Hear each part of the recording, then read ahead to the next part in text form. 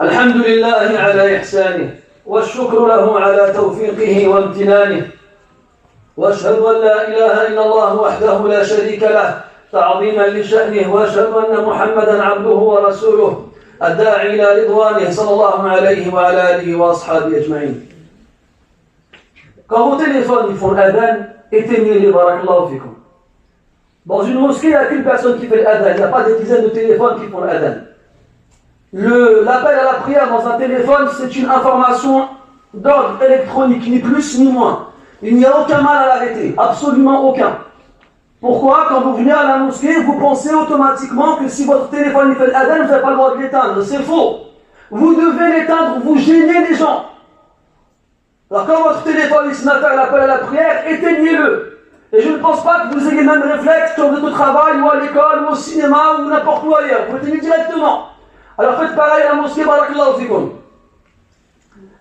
Chers musulmans, chères musulmanes, sachez, ou plutôt ne pensez pas, ne croyez pas qu'il est facile pour l'imam, le vendredi, lorsqu'il gravit les marches de la chair, et qu'il se tient debout devant vous, de vous pondre un discours sans qu'une tête, puis de diriger la prière et de rentrer chez lui comme si de rien n'était. C'est faux. Il n'y a pas un vendredi qui passe sans que l'on cherche les sujets qui touchent les gens et qui les intéressent, ou plutôt qui sont censés les intéresser. On ne peut pas forcer les gens à s'intéresser, mais on doit se forcer, nous, à les intéresser. Eh bien, il se passe tellement de choses ces derniers temps qu'on ne sait plus où donner de la tête. Et on a ce fameux syndrome de la feuille blanche qui se présente à nous tous les vendredis matins. On a beau se réveiller de plus en plus tôt pour commencer à préparer en pensant avoir suffisamment de temps pour réfléchir, ça ne sert à rien. Parce que les jours passent et les événements changent et évoluent et la réaction des gens avance avec. On ne sait plus où donner de la tête. Quoi dire aux gens? De quoi leur parler?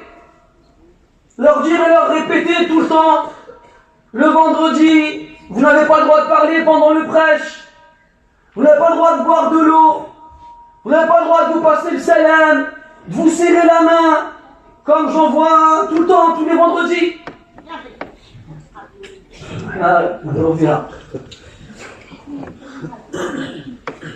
Donc, de quoi parler? De quoi? Sur quel sujet parler? Du coronavirus? Oui, le coronavirus est sur toutes les langues. Oui, le coronavirus commence sérieusement à préoccuper les gens. Oui, le coronavirus commence à leur faire peur. On entend des messages qui sont envoyés ici et là sur les réseaux sociaux, bien sur WhatsApp, des gens, des parfaits inconnus, une voix de quelqu'un. J'ai un ami qui a des connaissances de sources sûres, comme quoi il faut faire attention et blablabla. C'est quoi ces phrases-là? Elles commencent comme ça. J'ai un ami qui a des connaissances et des sources sûres, mais je ne sais pas tu es qui, je ne sais pas qui est ton ami, ni quelles sont ses sources. Ton information, elle ne vaut rien. Elle ne vaut strictement rien. Et dans les périodes troubles, il ne faut pas courir derrière les informations et encore moins les diffuser. Mais nous, ça me fait plaisir, on aime bien. On a l'impression d'avoir le scoop. On a l'impression un peu de jouer ce rôle du journaliste dans les quelques films qu'on a pu voir ici et là. Le journaliste qui a trouvé l'événement qui va faire du bruit et de qui tout le monde parlera. Alors on cherche cette perle rare et quand on pense l'avoir trouvée, hop, on fait un transfert de masse dans nos contacts et on l'envoie. Après, de qui elle vient, quelles sont les sources, on s'en fiche. C'est pas grave. Alors le coronavirus est sur toutes les langues. Tout le monde en parle, les gens commencent à en avoir peur. Pourquoi ils en ont peur? Parce qu'ils entendent de la mort. Quand on sait qu'il y a de la mort au bout, alors là, finalement, peut-être qu'on devrait faire attention. Mais la mort, elle est partout. Et elle est partout, tout le temps. Vous regardez bien les informations si vous êtes au courant de ce qui se passe pour le coronavirus. Ça fait des années qu'en Syrie et au Yémen, c'est pas des nuages de pluie qu'ils ont sur la tête, mais des nuages de bombes qui s'abattent sur eux. Des catastrophes humanitaires, ça fait un moment qu'ils en ont. Des débris partout et des corps, des cadavres jetés ici et là. Mais comme c'est en Syrie ou au Yémen et que c'est à des milliers de kilomètres de chez nous, pourquoi s'y intéresser? Parce que dans notre vision des choses, c'est pas demain la veille qu'en France il y aura des nuages de bombes au-dessus de nos têtes. On entend pareil, on voit ce qui se passe en Inde actuellement depuis les dernières lois votées par le gouvernement. Des campagnes de lynchage public dans lesquelles les pauvres proies sont des musulmans. Alors on voit des dizaines, des centaines de personnes, des hindous. Et là je tenais à faire une remarque, parce que malheureusement les gens ils font l'amalgame entre indien et hindou. C'est deux choses différentes. Un indien est quelqu'un qui vient d'Inde, il peut être musulman, il peut être chrétien, il peut être hindou. Et l'hindou est un religieux qui suit la religion de l'hindouisme. Une religion polythéiste dans laquelle le rat ou bien l'éléphant il a plus de valeur qu'un être humain. Eh bien, vous n'êtes pas sans savoir qu'actuellement il y a des lynchages publics. On attrape un musulman et puis on le tabasse avec des battes, des morceaux de bois, des morceaux de fer et on les laisse pour morts. Il y a des morts. Officiellement, selon les statistiques dernières, il n'y aurait pas moins d'une centaine de morts ces derniers jours. Mais comme ce n'est pas un événement intéressant, on n'en fait pas la une des journaux non plus. Parce qu'en même temps, il ne s'attaque pas seulement aux musulmans, mais à tout ce qui représente l'islam. On voit des hommes, j'ai vu une vidéo où tu as un homme qui monte sur un minbar, sur un minaret d'une mosquée pour détacher le croissant de lune qu'il y a au-dessus et autour de lui des gens qui sont en train de détruire la mosquée. J'ai vu des dizaines de Coran brûlés et enterrés dans l'indifférence totale. Il se passe plein de choses tout le temps, vous savez. Mais comme nous on s'intéresse qu'à nos propres personnes, quand ça vient chez nous, là, on commence à se poser des questions, à se gratter la tête. Ah, le coronavirus, finalement, il faut s'y intéresser, hein. Quand au début, ça a commencé en Chine, on s'en fichait. Petit à petit, le coronavirus, il se balade un peu sur Terre. Et là, qui commence à frapper à nos frontières, là, on commence à se dire que peut-être il faudrait faire attention. Et là, dernièrement, on a entendu que les gens commencent à faire leurs courses de crainte que la pandémie ne se déclare officiellement. La pandémie, c'est le stade supérieur de l'épidémie. Et qu'à ce moment-là, on confine les gens dans leur maison et qu'on leur interdise de sortir, eh bien, il faut bien remplir les placards, parce que sinon, comment on fait pour manger? Alors là, les gens, ils commencent à se dire que finalement, il y a quelque chose. Mais mes frères, avec ou sans coronavirus, avec ou sans bombe au-dessus de nos têtes, avec ou sans groupe de personnes qui nous courent après pour nous lyncher, on va tous mourir. Et on est tous sûrs et certains qu'un jour on va mourir. Quelle que soit la cause. Quelle que soit la cause. Que ce soit à cause d'une maladie ou bien à cause d'autre chose, on va tous mourir. Et personne d'entre nous ne sera éternel ou immortel. Que je meure du coronavirus ou d'un simple rhume, ou que je meure endormi, sans avoir aucune maladie, je vais mourir. فمن عاش 1000 أو 2000 فلا بد من يوم يسير إلى القبر. Vis 1000 ans, vis 2000 ans, un jour ou l'autre tu iras dans ta tombe. لأن الليل مهما طال لا بد من طلوع الفجر وأن العمر مهما طال لا بد من دخول القبر. Quelle que soit la longueur de la nuit, tôt ou tard, l'homme finit par se lever. Et quelle que soit la longueur de la vie, tôt ou tard, on finit dans les cimetières. Ce n'est pas quelque chose de nouveau. Et c'est sûrement pas la dernière fois que ça se passe. Et peut-être même que la prochaine, elle sera beaucoup plus grave que ce que nous vivons actuellement. Parce que bien entendu, toujours les médias sont là pour grossir les choses. Et quand on prend du recul, sur presque quasiment 8 milliards d'êtres humains, il y a à peine allez, grossissons selon bien entendu encore une fois les chiffres officiels, parce que qui croit? Quelles sont les vraies statistiques? Quels sont les vrais chiffres? Est-ce que ce qu'on nous dit c'est vrai? Est-ce qu'on veut nous cacher la vérité? On ne sait pas, Allahu A'lam. On pourra débattre à ce sujet-là des heures et des heures, on ne pourra jamais affirmer à la fin que lui a raison, que lui a tort. Mais donc selon les fameuses statistiques actuelles, quoi, allez, on va aller à 10 000 morts 10 000 morts. Ça fait quoi en pourcentage dans la démographie humaine sur Terre, sur 7 milliards? 0,0 combien de zéros après la virgule de pourcentage de morts? Si on compare ça au nombre de morts qui meurent dans les événements que je vous ai cités précédemment, c'est rien. C'est rien. Et puis si on a un peu de mémoire, il n'y a pas longtemps de ça, on a eu des cas similaires avec les fameuses grippes aviaires et les H1N1 et les gens passent et d'autres. Des maladies qui apparaissent et qui disparaissent. Quand j'étais en Afrique avec l'Ebola, il y a eu beaucoup de morts. Mais c'est pas grave, c'est en Afrique. On sait très bien que les Africains, ils valent rien. Donc c'est pas la peine de nous dire que les Africains, ils meurent. Qui s'intéressent à eux. Mais maintenant que ça vient en Europe, les Européens, eux, leur corps, il n'a pas la même valeur. Donc on va faire attention. Et là, tu vois que l'être humain, il n'a pas la même valeur en fonction du pays dans lequel il a le malheur de vivre. Ou plutôt le malheur de mourir. La mort, c'est la mort. Pourtant, en Afrique, ils n'avaient rien demandé à personne. C'était tranquille, alhamdulillah, c'est connu d'ailleurs que, machallah, c'est des gens qui ont santé de fer. Du jour au lendemain, un virus qui se déclare, sans qu'on sache quelles en sont les causes. Des milliers de morts, puis du jour au lendemain, disparaît. Comme ils disent, coïncidence, je suis loin de le croire. Après, c'est mon opinion personnelle. Et il n'y a qu'Allah Ta'ala qui sait la vérité.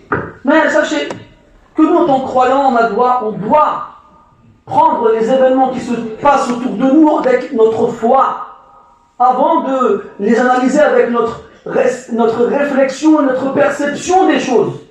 Le croyant, sa foi l'emporte sur sa compréhension, sur sa réflexion, sur son intelligence. Notre croyance, elle repose sur des piliers. Et on doit s'y accrocher à n'importe quel moment, même les plus particuliers comme c'est le cas actuellement. Parmi ces piliers-là, la foi en la prédestinée et dans le décret divin. Le bon et le mauvais. Tous ici on connaît, ou bien au moins on a déjà entendu le hadith où le prophète dit alayhi salatu wassalam al-iman wa an tu'mina billahi wa malaikatihi wa kutubihi wa rusulihi wal yawmil akhir wa an tu'mina bil qadari khayrihi wa sharrihi. Que tu crois, la foi est de croire en Allah et en ses anges et aux livres et aux messagers et au jour de la résurrection, et que tu crois en la prédestinée, la bonne et la mauvaise. Tout ce qui arrive, tout ce qui existe, tout ce qui se passe, c'est Allah Ta'ala qui l'a voulu. Tout ce qui arrive, tout ce qui existe, tout ce qui se passe, si Allah n'avait pas voulu, n'aurait jamais existé. Nous devons croire qu'Allah Ta'ala est celui qui gère et qui régit toutes choses dans la création. Ne serait-ce que la feuille morte qui quitte la branche en hiver jusqu'à tomber au sol, ou bien le caillou qui déboule du haut de la montagne jusqu'à arriver par terre. Toutes choses, au détail ou dans sa globalité, Allah Ta'ala il la gère. Et c'est lui qui la décide. Et c'est lui qui l'ordonne. Et Allah Azza wa Jal, il a la sagesse immense et totale et ultime. Il ne fait rien au hasard. Et lorsqu'il choisit une chose, c'est parce que c'était le meilleur choix. Et lorsqu'il délaisse une chose, c'est parce que c'était le meilleur choix de la délaisser. Et le croyant, il doit croire en cela. Il doit croire que le bien est entre les mains d'Allah subhanahu wa ta'ala. Et que le mal qui se passe autour de nous, Allah Ta'ala ne l'a pas voulu pour lui-même, ce mal-là. Mais il a voulu pour un bien derrière. Parce qu'on n'attribue pas le mal à Allah Azza wa Jal. وَالشَّرُّ لَيْسَ إِلَيْكَ. Comme on entend beaucoup l'argument préféré des athées, ouais mais si Dieu n'existait, alors pourquoi il y a des guerres? Non. Comme il avait dit, un coiffeur, il a dit, si quelqu'un il marche dans la rue avec une tête ébouriffée et des cheveux décoiffés, est-ce que tu vas douter en l'existence des coiffeurs? Ou bien tu vas dire, lui, il ne veut pas se coiffer? Eh bien, c'est la même chose pour tout le reste. C'est la même chose pour tout le reste. Donc nous, on doit croire en cela. Allah nous dit dans le Coran, il se peut que vous détestiez des choses alors que c'est un bien pour vous. Comme il se peut que vous aimiez des choses alors que c'est un mal pour vous.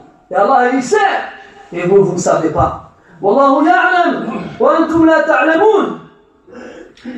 Et nous, malheureusement, comme on ignore l'histoire de façon générale, quand il se passe une chose, on a l'impression que c'est insurmontable et que c'est une catastrophe qui n'a jamais eu lieu auparavant, alors que ce n'est qu'une succession d'événements qui ne cessent de se ressembler.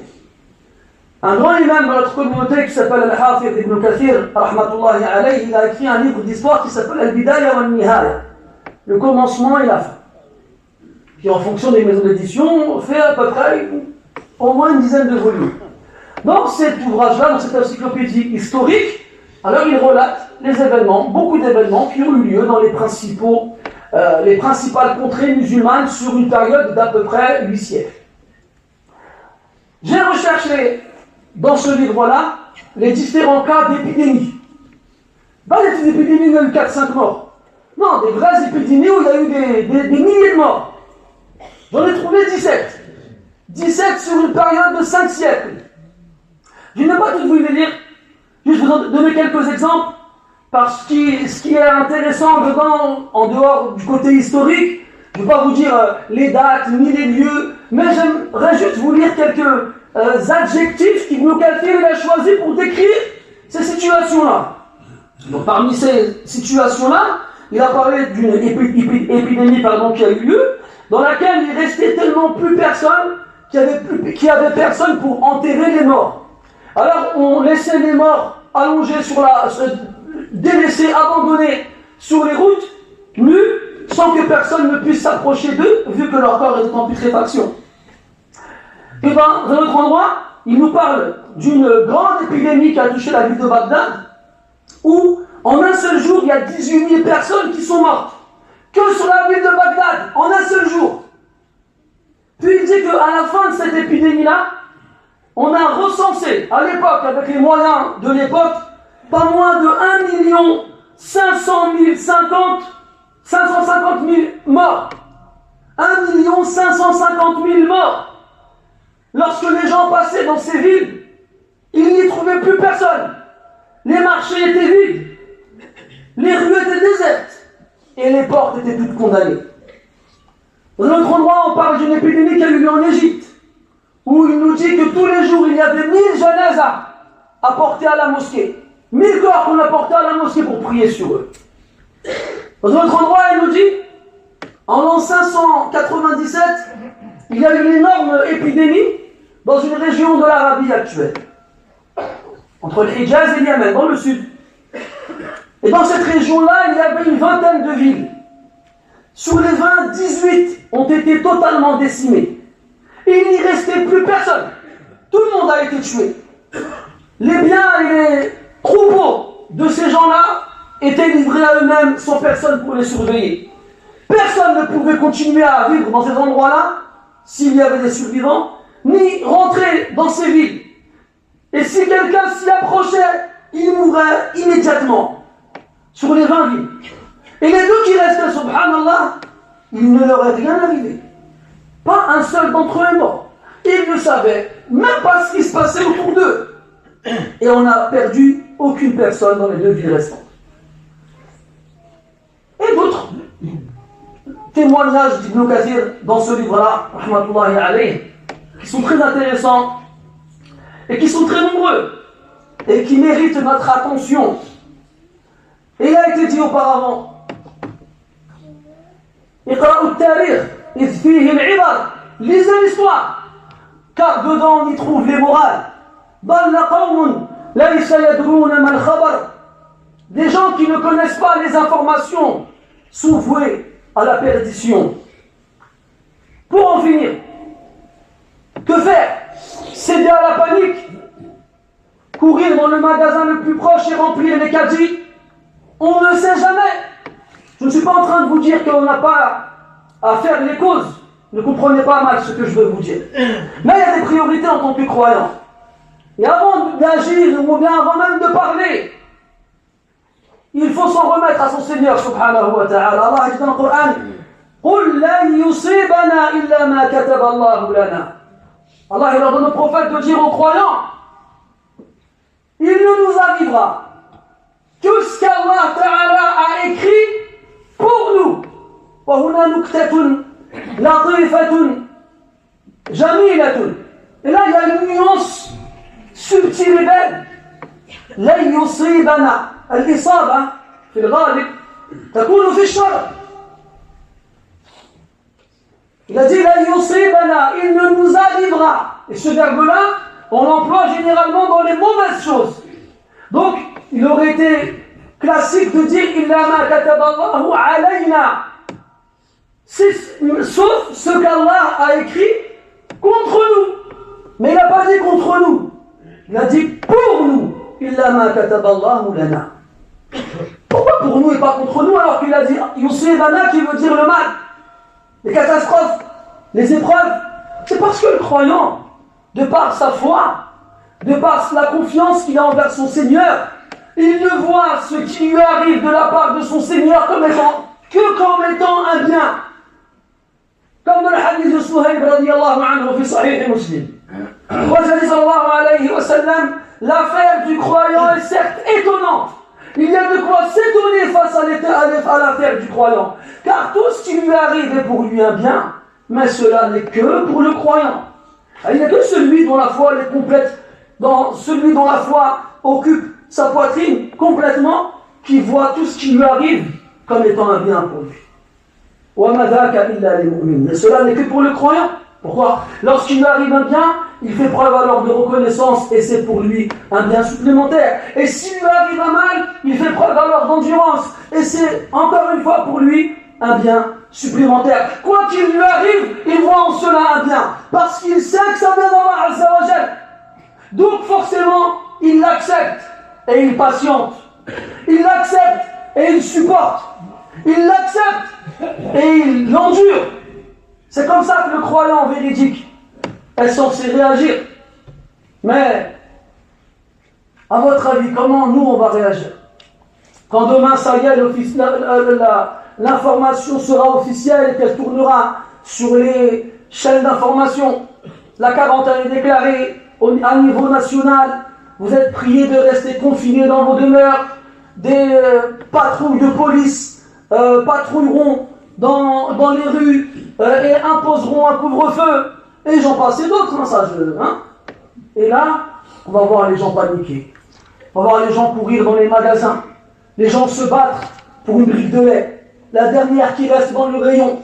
On va voir les gens, bien entendu les plus mal intentionnés d'entre eux, qui vont en profiter pour piller, pour agresser les gens. Comme les maisons seront toutes occupées, eh bien les magasins et les sociétés seront désertés. Et puis à ce moment-là, il y aura toujours des petits malins qui vont se dire « Oh, cette maladie ne touchera pas moi, je peux en profiter pour aller me servir chez les autres. » Il y a des âmes qui ont demandé au prophète sallallahu alayhi wa sallam au sujet de ces maladies qui arrivent.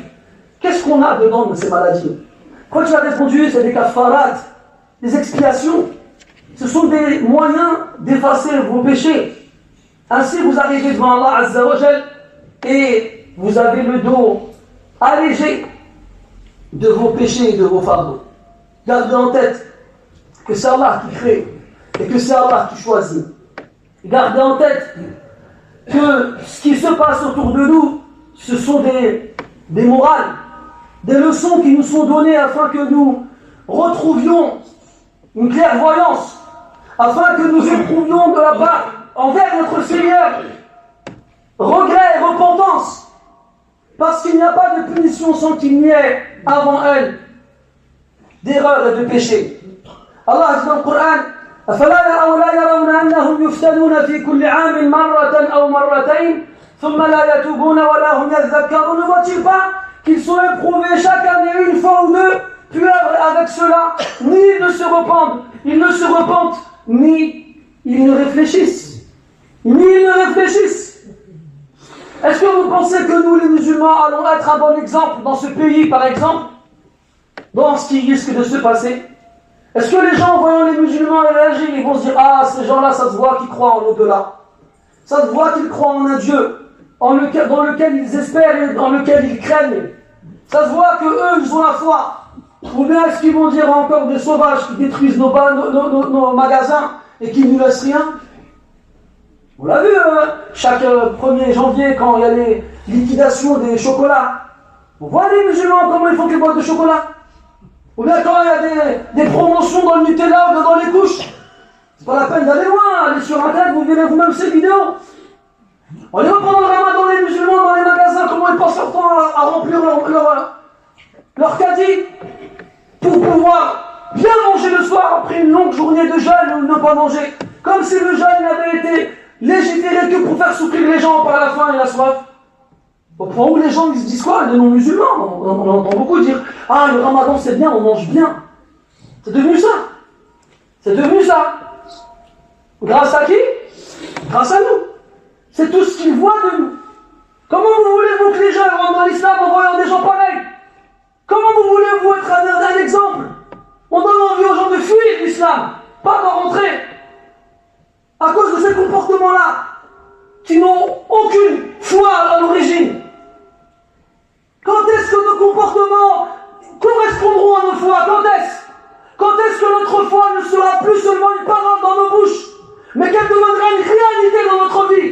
Quand est-ce qu'on s'arrêtera de se cantonner à dire « Moi je suis musulman, mais je fais rien de l'islam ». Comme il a dit, un pied à la mosquée, l'autre en boîte de nuit, en riant, se paradant, fièrement. Et les gens ils sont en train de rire avec lui. On va à la chicha, et quand je serai le ramadan, on ira faire tarawih. On passe nos nuits à faire des roues avec le complexe dans la cité, et on réveille les gens alors que le lendemain ils vont travailler tôt. Et après on dit musulman. Tu entends dire Wallah si, Wallah ça, le Coran de la Mecque ci, le Coran de la Mecque ça, et tu vas voir, et je vais te faire, et tu vas voir, et je vais te dire. C'est que dans ça que les gens ils voient votre islam. Qu'est-ce que c'est que cet islam-là? Et après vous vous étonnez pourquoi vous avez des problèmes. Allah il n'est pas injuste envers ses serviteurs.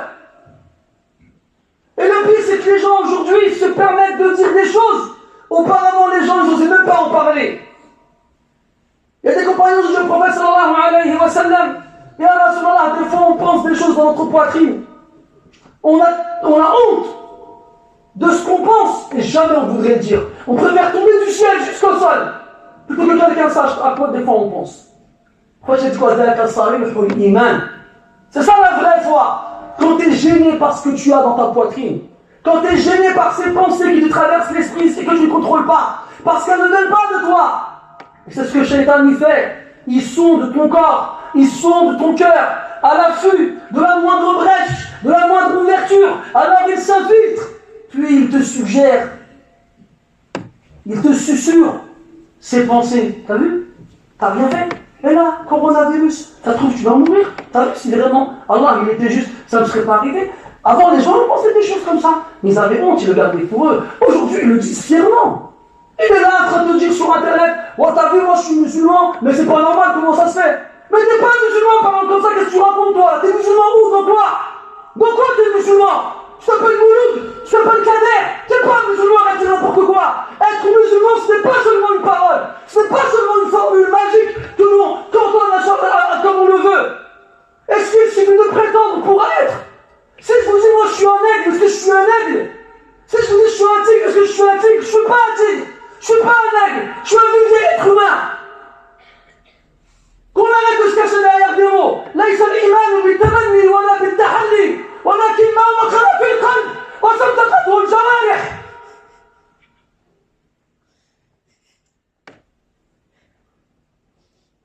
La foi, ce n'est pas une parole, un souhait, ou bien un vêtement que l'on porte. C'est ce qui s'installe profondément dans le cœur et qui est confirmé par les membres. Vous croyez quoi? Que vous allez dire Amanna et qui va bien vous arriver? Ahasib al-nas an yaqulu amanna wa hum la yuftanun. Croyez-vous que vous allez dire on a cru, c'est bon? Vous n'allez pas être éprouvés. Vous allez être éprouvés en fonction de votre foi. Et l'épreuve elle arrive. Elle va rentrer dans vos maisons. Elle va peut-être vous emporter vous, vos enfants, vos parents, vos familles. Et là vous pleurez, vous direz Ya Allah, pourquoi? Comment ça, pourquoi? Et pendant des années les signes ne sont pas revenus. Qu'est-ce que tu en as fait?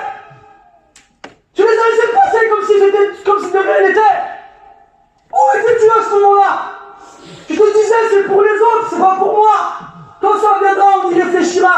Pendant ce temps, chicha, boîte de nuit, match de foot, on va s'amuser en Thaïlande ou autre, et après on réfléchira. Pendant ce temps, je vais faire ma maison au bled, m'acheter une nouvelle voiture, et après on réfléchira. Pendant ce temps, je pense à mon mariage, je danserai de quelle façon, j'achèterai quelle robe, et après on verra. Et après, toujours après. Et ben voilà, il est venu maintenant, qu'est-ce que tu vas faire? Tu vas faire quoi? Quand tu vas voir ton fils mourir sous tes yeux, qu'est-ce que tu vas faire? Qu'est-ce que tu vas dire? Quand tu auras ta femme dans tes bras, et qu'elle soufflera son dernier souffle, et tu seras en train de dire, mais non, t'étais encore jeune, t'étais encore belle, pas maintenant, mais c'est pas toi qui choisis. Quand les gens viennent et quand les gens y partent, ce sont des signes de votre Seigneur, des rappels et des lettres qu'il nous envoie tous les jours, mais alors que vous refusez de lire et de voir. Maintenant, vous ne pouvez plus les refuser. Vous ne pouvez plus ne pas les accepter. Ils sont partout. Vous allumez la radio, on en parle. Vous allumez la télé, on en parle. Vous allez dans votre voiture, on en parle. Votre téléphone, on en parle. Là, pour la mosquée, encore, j'étais de voir la fameuse, je sais pas quoi, la fameuse colle, le produit qu'on met dans ses mains, là, pour s'enlever les microbes. Ça y est, il est partout, là. Vous ne pouvez pas le nier. Il est devant vous. Pourtant, vous savez tout ce que vous allez mourir. Pourquoi ça vous parle plus maintenant? Ah, vous vous dites, c'est vrai, je vais vraiment mourir. Mais sans ça, tu vas mourir aussi. Sans ça aussi, tu vas mourir. Moi, je ne suis pas là pour vous saper le moral, ni pour vous faire désespérer. Sachez qu'Allah est le miséricordieux pardonneur. Et que tant que le cœur il bat dans la poitrine, et qu'on revient vers lui en se repentant et en implorant son pardon, il nous pardonne. Et quand on l'invoque, il nous répond et il nous exauce.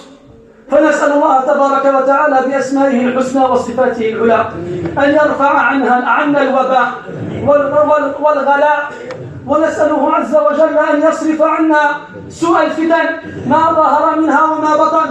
اللهم خذ هذا الوباء وأبعده عنا كل بعد يا رب العالمين. اللهم احمي منه المسلمين يا رب العالمين. اللهم احمي منه عبادك الصالحين يا رب العالمين. اللهم من أصيب به من عبادك المسلمين فاشفه شفاء لا يغادر سقما. اللهم صن أعراض المسلمين واحقن دماءهم يا رب العالمين. اللهم اشف مرضى المسلمين. اللهم اشف مرضى المسلمين. اللهم اشف مرضى المسلمين. اللهم يا حي يا قيوم برحمتك نستغيث. اللهم رف قلوبنا بالإيمان واليقين يا رب العالمين. اللهم اشف مرضانا يا شافي المرضى. اللهم اشف مرضانا يا شافي المرضى. اللهم من كان من عبادك هؤلاء مريضا فأبدل سقمه صحة ومرضه عافية. اللهم يا حي يا قيوم برحمتك نستغيث فلا تكلنا إلى أنفسنا طرفة عين ولا أقل من ذلك. سبحانك اللهم وبحمدك أشهد أن لا إله إلا أنت نستغفرك ونتوب إليك. وصلى الله على نبينا محمد وعلى آله وأصحابه أجمعين والحمد لله رب العالمين. وقوموا إلى صلاتكم يرحمكم الله.